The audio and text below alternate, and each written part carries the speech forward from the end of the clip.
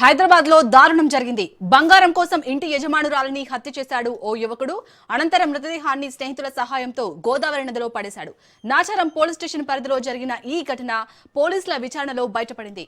మల్లాపూర్ బాబానగర్ ప్రాంతంలో సుజాత అనే వృద్ధురాలు ఒంటరిగా నివసిస్తుంది. కోనసీమ జిల్లా పేరవలి మండలం కొత్తపల్లికి చెందిన ఎం అంజుబాబు అనే క్యాబ్ డ్రైవర్ సుజాత ఇంట్లో అద్దెకు దిగాడు.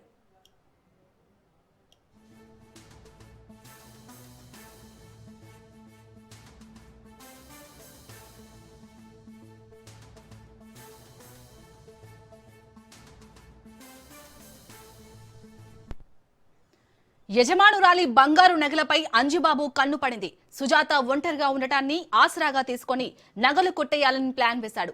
ఇందులో భాగంగానే ఎవరూ లేని సమయంలో సుజాతను హత్య చేసి నగలు దొంగిలించాడు. ఈ క్రమంలో డిసెంబర్ 24న సుజాత సోదరి ఆమె ఇంటికి వచ్చింది. సుజాత కనిపించకపోవడంతో ఆందోళనకు గురైన సోదరి పోలీసులకు ఫిర్యాదు చేసింది. ఈ మేరకు మిస్సింగ్ కేసు నమోదు చేసుకుని పోలీసులు దర్యాప్తు చేపట్టారు.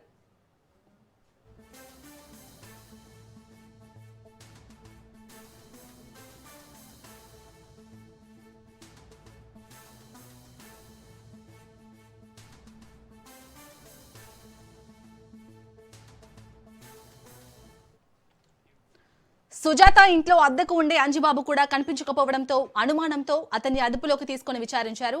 పోలీసులు తమదైన స్టైల్లో ఇంట్రాగేట్ చేయడంతో బంగారం కోసం సుజాతను హత్య చేసి తన స్నేహితులు యువరాజు దుర్గారావుల సహాయంతో మృతదేహాన్ని కోనసీమ జిల్లా కృష్ణలంకకు తరలించి గోదావరిలో పడేశారని అంజుబాబు నేరం అంగీకరించాడు. దీంతో హత్యకు పాల్పడిన అంజుబాబుతో పాటు సహకరించిన ఇద్దరు స్నేహితులను పోలీసులు అరెస్ట్ చేశారు. ఈ ఘటనకు సంబంధించి పూర్తి డీటెయిల్స్ ని మా ప్రతినిధి పవన్ అందిస్తారు. పవన్, నాచారంలో దారుణం చోటు చేసుకుంది. ఇంటి యజమానురాల్ని అతి కిరాతకంగా హత్య చేసి ఒక మృతదేహాన్ని కూడా గోదావరి నదిలో ముగ్గురు యువకులు కూడా పడేసిన పరిస్థితి కూడా చూస్తున్నాము. దీనిపైన కేసు నమోదు చేసిన పోలీసులు ఇన్వెస్టిగేషన్ కూడా చేశారు. ఇన్వెస్టిగేషన్ చేసిన నేపథ్యంలో చూస్తే ముగ్గురు యువకులు ఈ యొక్క హత్యకు పాల్పడినట్లుగా దీనికి సంబంధించి ప్రధానంగా ఇటు పోలీసులు కూడా కనుగొన్నారు. మొత్తానికి ఈ కేసుకు సంబంధించిన విషయంలో ముగ్గురిని అదుపులోకి తీసుకున్నారు. అదుపులోకి తీసుకొని విచారణ కొనసాగిస్తున్నారు. అయితే ఈ యొక్క ఇంటి యజమానురాలని బంగారం కోసమే హత్య చేసినట్టుగా దీనికి సంబంధించి ముగ్గురు నిందితులు కూడా ఒప్పుకున్నారు. ఎందుకంటే ఆ బంగారం ఎలాగైనా దక్కించుకోవాలనే ఒక ఉద్దేశంతోనే ఈ యొక్క వృద్ధురాలని కూడా హత్య చేసి ఆమెను ఈ యొక్క ఎవరికి కూడా గుర్తుపట్టకుండా గోదావరిలో పడేశామని చెప్పి కూడా ప్రధానంగా ఇటు పోలీసులకు కూడా స్టేట్మెంట్ ఇచ్చిన పరిస్థితి కనిపిస్తుంది. ముగ్గురు నిందితులు కూడా కోనసీమకు సంబంధించిన వారిగా తెలుస్తుంది. ఈ యొక్క ఘటన మాత్రం ఈ నెల 19వ తేదీన చోటు చేసుకుంది. అయితే ఈ యొక్క విషయం మాత్రము